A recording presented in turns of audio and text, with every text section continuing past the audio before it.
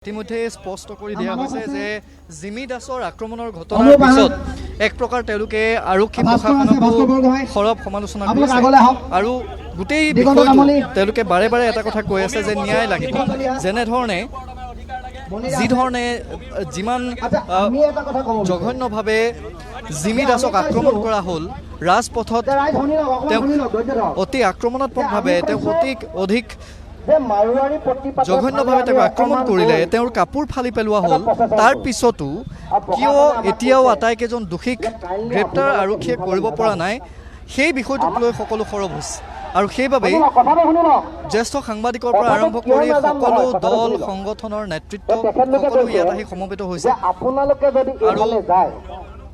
আৰু ইতিমধ্যে যিকেইটা সিদ্ধান্ত গ্ৰহণ কৰা হৈছে পাৰ্থ সেই সিদ্ধান্তকেইটা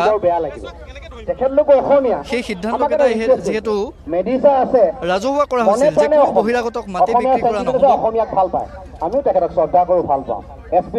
আমি পোনে পোনে যিহেতু বসন্ত গগৈয়ে ভাষণ প্ৰদান কৰি আছে আমি সেই ভাষণৰ মাজলৈ আমি দৰ্শকক লৈ যাম আমি সেইফালে যাব নালাগে কিন্তু আমি তেখেতলোকক কৈছো আমি সেইফালে নাযাওঁ কিন্তু আপুনি আমাক এটাই এছুৰেঞ্চ দিয়ক যে যিদিনাখনিলৈকে আমাৰ লগত বহিৰাগত বনিয়াৰ গোষ্ঠীৰ এটা সেটেলমেণ্ট নহয় সেই পৰ্যন্ত মাৰোৱাৰী পট্টিৰ প্ৰতিখন দোকান বন্ধ থাকিব বুলি প্ৰশাসনে আমাক এছুৰেঞ্চ দিয়ক আৰু যদি প্ৰশাসনে আমাক সেইটো এছুৰেঞ্চ দিয়ে তেতিয়া আমি সেইফালে মূৰেই নকৰোঁ আমি ঘূৰি যাম আমি আকৌ দলমুখত গৈ কাৰণে আমি অৱস্থান কৰিম নে ৰাইজ কি কয় গতিকে আমি অসমীয়া মানুহকেইজনৰ লগত ঠেলা হেঁচা নকৰোঁ আমি তেখেতলোকক দিগদাৰিও নিদিওঁ তেখেতলোকে আমাক কৈ দিলেই হয় যে যেতিয়ালৈকে এই খিলঞ্জীয়া থলগিৰি ৰাইজৰ ওচৰত বহিৰাগত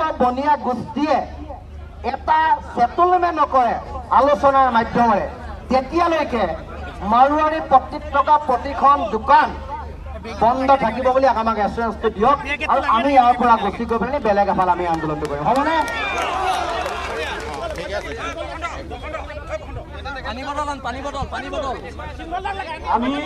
আমি কথাবিলাক বেছিকে আমাৰ কথাৰ স্থিতিবিলাক ইতিমধ্যে বসন্ত গগৈয়ে কৈছে আমি আগতে কৈছো আমাৰ স্থিতি এটাই আমি সেই মানে কথা কৈ থাকিবলগীয়া নাই প্ৰশাসনে অনুৰোধ জনাইছে ঠিক আছে তেখেতসকলে অনুৰোধ জনাইছে এইফালে যাব নালাগে তেখেতসকলে ইমিডিয়েটলি আমাক মানে প্ৰতিশ্ৰুতি দিয়ক এইটোৰ পৰা যিমান মানে অনা অসমীয়া ব্যৱসায়ী যিমান আছে সকলো বন্ধ থাকিব লাগিব সেইটো কৈ দিয়ক আমি অন্যফালে যাওঁ আমাৰ ৰৈ থাকিবলৈ সময় নাই এনেই খোজকাঢ়ি ফুৰা চব আমাৰো নাই কিন্তু বন্ধ থাকিব লাগিব এইটো কৈ দিয়ক আপোনালোকে চব বন্ধ থাকিব লাগিব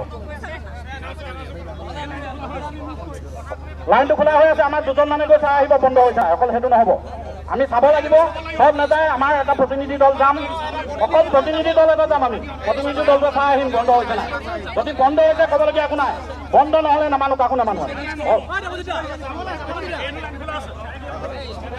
এইটো লাইন খোলা আছে বুলি কৈছে নহ'ব বন্ধ কৰাই দিয়ক আমাৰ ক'বলগীয়া নাই নহ'লে বন্ধ যদি নকৰে পৰিস্থিতি বেয়া হ'ব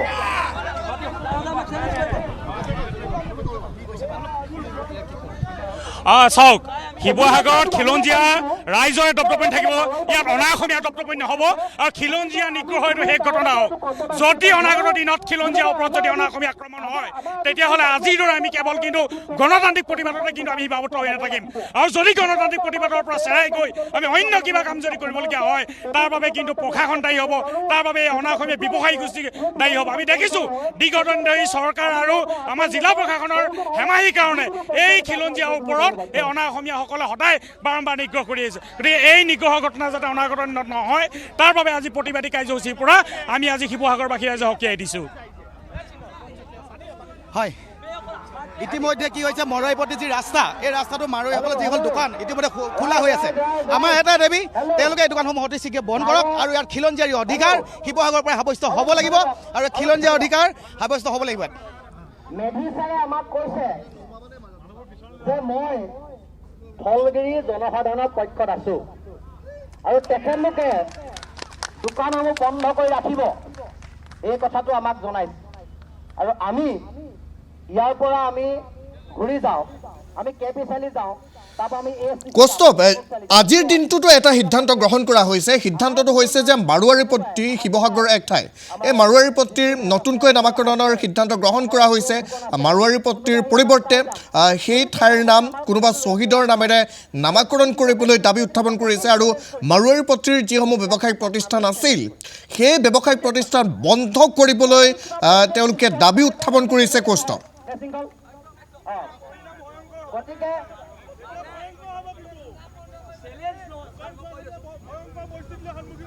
এটা কথা একদম স্পষ্ট প্ৰশাসনক কৈ দিছো। এক মিনিট চেলেঞ্জ যদি কৰিছে কিন্তু চেলেঞ্জ একচেপ্ট আছে দেই। চেলেঞ্জ যদি কৰিছে মাৰোৱাৰীয়ে চেলেঞ্জ একচেপ্ট আছে। যুঁজিবলৈ ওলাই আহিছো, ইয়াত মৰিবলৈ ওলাই আহিছো, ইয়াত নাটক কৰিবলৈ ওলাই অহা নাই।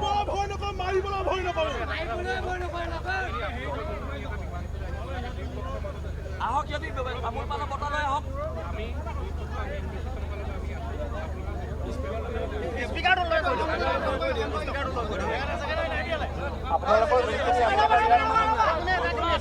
আপোনালোকৰ যোনখিনি দাবী আছে যে আপোনালোকৰ যোনখিনি আমাৰ মানুহখিনি একেলগে বহি পেলাই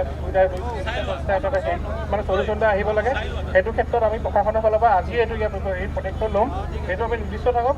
আপোনালোকে যোনখিনি ইয়াত গণতান্ত্ৰিকভাৱে যোনখিনি ইয়াত কৰিছে, আগবঢ়াইছে, সেইখিনি মানে শান্তি শৃংখলা বজাই ৰাখক, যাতে ইয়াত আৰু কোনো বিঘ্নিত সৃষ্টি নহয়। সেইটো কাৰণে আপোনালোকক সকলোকে মই মোৰ ফালৰ পৰা অনুৰোধ কৰিলোঁ। আৰু আপোনালোকে যোনখিনি ইয়াত কথা কৈছে সেইখিনি কথা আমি ইয়াত শুনিছোঁ, আমি তাৰ ওপৰত প্ৰচেষ্টা কৰিম। প্ৰশাসনে কৈছে যে মাৰোৱাৰী পট্টিত থকা ব্যৱসায়িক গোষ্ঠীয়ে তেখেতলোকৰ দোকানবোৰ বন্ধ ৰাখিব 100%। আৰু একেবাৰে 100%। এতিয়া আমি প্ৰচেছনটো আমি ইটো ফালে লৈ যাওঁ, আমি টাউনখন ঘূৰিব লাগিব। বলক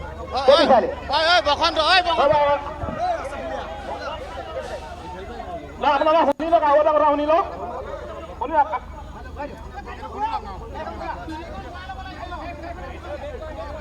গাড়ীখন আপোনালোকে ঘূৰাই দিয়ক। আমি কি বিচাৰি হ'ল, আমি এতিয়া কি বিচাৰি গান ঘূৰাই দিয়ক।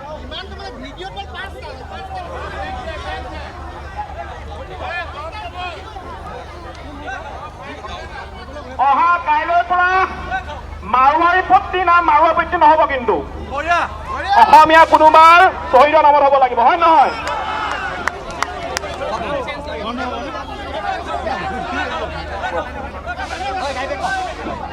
এই জোৰ জ্বলিছে, সংগ্ৰাম চলিছে, এই জোৰ জ্বলিছে, সংগ্ৰাম চলিছে, এই জোৰ জ্বলিছে, সংগ্ৰাম চলিছে। আপোনালোকে ৰৈ দিয়ক, গাড়ীখন ঘূৰাই লওক। গাড়ীখন সোনকালে ঘূৰাবলৈ কৈছো মই। এখন ঘূৰাই ল'ব দিয়ক। গাড়ীখন আগত গাড়ীখন ঘূৰাই লওক। মানুহখিনি ৰৈ দিয়ক। এই মুহূৰ্তত আপোনালোকক শিৱসাগৰৰ পৰা পোনপটীয়া সম্প্ৰচাৰ দেখুৱাইছোঁ। হাজাৰ হাজাৰ প্ৰতিবাদী জনতা একত্ৰিত হৈছে, প্ৰতিবাদী কাৰ্যসূচী ৰূপায়ণ কৰিছে। কেইবাটাও তেওঁলোকে দাবী লৈ এই প্ৰতিবাদী কাৰ্যসূচী ৰূপায়ণ কৰিছে, প্ৰতিবাদী সমদল উলিয়াইছে। তেওঁলোকৰ স্পষ্ট কথা, অৰ্থাৎ প্ৰতিবাদকাৰীৰ স্পষ্ট কথা। কৌস্তভ, আজিৰ দিনটোত এটা সিদ্ধান্ত গ্ৰহণ কৰা হৈছে, যে সিদ্ধান্তটো হৈছে ইয়াৰ পূৰ্বে বহিৰাগত যিসকল ব্যৱসায়ী আছিল তেওঁলোকৰ দপদপনি নচলিব। ইয়াৰ পূৰ্বৰ বৈঠকত তেওঁলোকে উল্লেখ কৰিছিল। আজিৰ সিদ্ধান্তটো হৈছে যে শিৱসাগৰৰ এক ঠাই হৈছে মাৰোৱাৰী পট্টি। এই মাৰোৱাৰী পট্টিৰ ঠাইৰ নতুনকৈ নামাকৰণৰ সিদ্ধান্ত গ্ৰহণ কৰা হৈছে। কোনোবা শ্বহীদৰ নামত, অসমৰ শ্বহীদৰ নামত হ'ব লাগিব, স্পষ্টকৈ উল্লেখ কৰিছে শৃংখল চলিহাই, বসন্ত গগৈ উল্লেখ কৰিছে। এতিয়াতো কথাটো হৈছে যে তাত থকা যিসকল মাৰোৱাৰী সম্প্ৰদায়ৰ লোক আছে তেওঁলোকৰ প্ৰতিক্ৰিয়া কেনেধৰণৰ, সবিশেষ আপোনাৰ পৰা পৰিৱেশটো এই মুহূৰ্তত কিমান উত্তপ্ত হৈছে আমি দৃশ্যাংশ দেখুৱাই বা তেওঁলোকৰ মন্তব্যত জানিব পাৰিছোঁ। কৌস্তভ, চাওক পাৰ্থ, ইতিমধ্যে যিহেতু আমি পোনপটীয়াকৈ সকলো সম্প্ৰচাৰ আমি দেখুৱাই আছোঁ আৰু বিশেষকৈ কেইবাটাও দাবী ইতিমধ্যে দল সংগঠন বা যিসকল ইয়াত জ্যেষ্ঠ নাগৰিক আহিছে, জ্যেষ্ঠ সাংবাদিক আহিছে, তেখেতলোকে ইতিমধ্যে উত্থাপন কৰিছে, দল সংগঠনৰ নেতৃত্ব উত্থাপন কৰিছে আৰু তেওঁলোকে কৈছে, আৰক্ষীয়েও ইতিমধ্যে আৰক্ষী প্ৰশাসনৰ ফালৰ পৰা কৈছে যে বিষয়টো আমি গুৰুত্ব দিছোঁ, যিহেতু শেহতীয়া যিটো দাবী যে মাৰোৱাৰী পট্টিৰ ঠাইডোখৰ সলনি কৰি দিব লাগে, মাৰোৱাৰী পট্টিৰ ঠাইডোখৰৰ নামটো সলনি কৰিব লাগে আৰু সেই ক্ষেত্ৰত ইতিমধ্যে আটাচুৰ নেতৃত্বৰ ফালৰ পৰা বসন্ত গগৈয়ে যিহেতু এই কথাটো ঘোষণা কৰিছে, শৃংখল চলিহে এই কথা ঘোষণা কৰিছে যে অহা এসপ্তাহৰ ভিতৰত মাৰোৱাৰী পট্টি নামটো সলাই দিব লাগে, থলগিৰি কোনোবা ব্যক্তিৰ নামত সেই ৰাস্তাটো বা সেই ঠাইডোখৰ নামান্তৰণ কৰিব লাগে। মনিৰুল ইছলাম বৰা ডাঙৰীয়া আছে, উজনি অসম মুছলিম কল্যাণ পৰিষদৰ তেখেত যিহেতু বিষয়ববীয়া, লগতে তেখেত জ্যেষ্ঠ সাংবাদিক। এই গোটেই বিষয়টোত আপোনালোক আজি ওলাই আহিছে, এগৰাকী ছাত্ৰী, এগৰাকী অসমীয়া খেলুৱৈ, ৰাষ্ট্ৰীয় পদকপ্ৰাপ্ত খেলুৱৈক ৰাজপথত ঘূৰাঘূৰকৈ প্ৰহাৰ কৰা হ'ল, তেওঁক কাপোৰ ফালি পেলোৱা হ'ল, আৰু তাৰ পিছতো যিখিনি অভিযোগ কৰিছে অনা অসমীয়া যিখিনি দল সংগঠন, সেই দল সংগঠন কিন্তু একেবাৰে নিমাত। অনা অসমীয়া দল সংগঠন নিমাত এইটো কাৰণেই যে তেওঁলোকে খিলঞ্জীয়াৰ যিটো প্ৰভুত্ব সেইটো নাইকিয়া কৰি বনিয়া গোষ্ঠীৰ আগ্ৰাসন চলাব বিচাৰি আছে। আজি 2000 চনৰ পৰা এনেকুৱা ধৰণৰ আগ্ৰাসন ঐতিহাসিক শিৱসাগৰ জিলাত ডিব্ৰুগড়, যোৰহাট, গোলাঘাট আগ্ৰাসন, বহিৰাগত আগ্ৰাসন বৃদ্ধি হৈছে। অসমীয়াক দৰিদ্ৰ কৰি পেলাই তেওঁলোকে গোটেই অৰ্থনৈতিক সেইটো তেওঁলোকৰ হাতলৈ আনি তেওঁলোকে ৰাজনৈতিকভাৱেও মন্ত্ৰী বিধায়ক MLA মেনেজ কৰি এনেকুৱা ধৰণৰ কাম কৰিছে। ইয়াৰ পূৰ্বে এজন কোচ ৰাজবংশী ছাত্ৰ সন্থাৰ এজন ল'ৰাই কিবা এটা চান্দা বিচাৰি যাওঁতে শিৱসাগৰ নগৰৰ মাজমজিয়াই মাৰোৱাৰীয়ে কেঁচি মাৰি পেলাই এইডোখৰ ফালি দিছিলে, আৰু ফালি দিয়াৰ লগতে যোৱা বছৰ সেই কোচ ৰাজবংশী ছাত্ৰ সন্থাৰ ল'ৰাক মাৰিবৰ কাৰণে শিৱসাগৰ মাৰোৱাৰী পট্টিত তেওঁলোকৰ ফলা বাঁহ লৈ 200-300 মাৰোৱাৰীয়ে অসমীয়াক মাৰিবলৈ ৰাজপথত সমদল কৰিছিলে। সেইকাৰণে মাৰোৱাৰী যিটো আগ্ৰাসন, সেই আগ্ৰাসনটো আমি নাইকিয়া কৰিব লাগিব। তাৰ কাৰণে শিৱসাগৰৰ হাজাৰ হাজাৰ ৰাইজ, প্ৰতিবাদী জনতা ৰাজপথলৈ ওলাই আহিছে।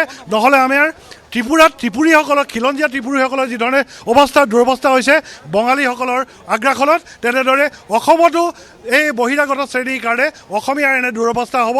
অসমীয়া জাতিয়ে সিংহৰ দৰে জীয়াই থাকিব বিচাৰে, অসমীয়া জাতিয়ে কেতিয়াও আঁঠুকাঢ়ি জীয়াই থকাৰ উদাহৰণ নাই, আৰু অসমীয়া জাতিয়ে আঁঠুকাঢ়ি জীয়াই নাথাকে। গোটেই প্ৰক্ৰিয়াটো হৈছে যে মাৰোৱাৰী পট্টিৰ নাম সলনি কৰি দিবলৈ দাবী উত্থাপন হৈছে। তেওঁলোকে একাংশ নেতাই কৈছে, কিন্তু এটা কথা আপোনালোকৰ সংবাদ মাধ্যমক আমি জনাব বিচাৰোঁ যে মাৰোৱাৰী পট্টি শব্দটো আছে, কিন্তু মাৰোৱাৰী পট্টিৰ নামটো যিটো পথৰ নামাকৰণ পৌৰসভাই কৰি থৈছে ইয়াৰ আগত 20 বছৰ আগত, সেই মাৰোৱাৰী পট্টিৰ পথৰ নামটো ৰূপকোঁৱৰ জ্যোতিপ্ৰসাদ আগৰৱালা, JP আগৰৱালা পথ নামেৰে আছে। সেয়েহে ৰূপকোঁৱৰ জ্যোতিপ্ৰসাদ আগৰৱালাৰ পথৰ নামত থাকিব লাগিব, কাৰণ অসমীয়া জাতিৰ স্বাভিমান ৰূপকোঁৱৰ জ্যোতিপ্ৰসাদ আগৰৱালা। মাৰোৱাৰী হ'লেও তেওঁ অসমীয়া জাতিৰ স্বাভিমান। এই মুহূৰ্তত বিভিন্নজনে যিহেতু এই গোটেই আজি প্ৰতিবাদী কাৰ্যসূচীত সকলো 30টাকৈ জনগোষ্ঠীয় দল সংগঠন সকলোৱে অংশগ্ৰহণ কৰিছে। এতিয়া প্ৰসংগটো হৈছে যে বাৰে বাৰে শিৱসাগৰত এনেধৰণৰ ঘটনা সংঘটিত কিয় হৈছে? কথাটো হ'ল অনা অসমীয়াসকলে বুজি পোৱা নাই তেখেতসকলক যে আমি ইয়াত ব্যৱসায় বাণিজ্য কৰিবলৈ দিছোঁ। তেখেতসকলক ব্যৱসায় বাণিজ্য কৰিবলৈ দিছোঁ বুলি এইটো নহয় যে তেখেতসকলক আমি অসমখন বেচি দিছোঁ, সেইটোতো নহয়। তেখেতসকলক আচলতে কোনোবা পক্ষই বাহিৰৰ পৰা তেখেতক বেকফালৰ পৰা ছাপোৰ্ট কৰি থাকে। বাৰে বাৰে তেখেতসকলে ইয়াত সংঘাত সৃষ্টি কৰিবৰ কাৰণে অনা অসমীয়াই, কিন্তু ইয়াতে উদাহৰণ আছে, অনা অসমীয়াই প্ৰথমতে অসমীয়াৰ ওপৰত আক্ৰমণ কৰে। গতিকে এই কথা আমাৰ শিৱসাগৰবাসী আমি বহুবাৰ সহ্য কৰিলোঁ। আমাৰ অনা অসমীয়া ল'ৰাই অসমীয়াক মাৰপিট কৰে, প্ৰহাৰ কৰে, কিন্তু আমাৰ অসমীয়া ল'ৰাই কিন্তু জেল যাবলগীয়া হয়। এইবিলাক শিৱসাগৰবাসী ৰাইজে দেখি আছিলে। আৰু আজি সিদিনা যেতিয়া এগৰাকী নাৰীৰ ওপৰত আক্ৰমণ কৰা হ'ল, এগৰাকী নাবালিকাৰ ওপৰত আক্ৰমণ কৰা হ'ল, শিৱসাগৰবাসীৰ ধৈৰ্যৰ বান্ধ কিন্তু ছিগি গ'ল। আৰু আমি 30 জাতীয় জনগোষ্ঠীয় সংগঠনে আজি ঐতিহাসিক শিৱসাগৰ জিলাৰ ঐতিহাসিক শিৱদৌল প্ৰাংগণত আমি সেৱা কৰি আমি আজি পণ ল'লোঁ যে যেতিয়ালৈকে অসমত অসমীয়া জাতিৰ অস্তিত্ব ৰক্ষা নহ'ব, অস্তিত্ব সুৰক্ষিত নহ'ব, যেতিয়ালৈকে অনা অসমীয়াসকলে অসমীয়া আপুনি ভাষ্যসমূহ সংগ্ৰহ কৰক, আমি পৰৱৰ্তী সময়ত সম্প্ৰচাৰ কৰিম। আপোনাক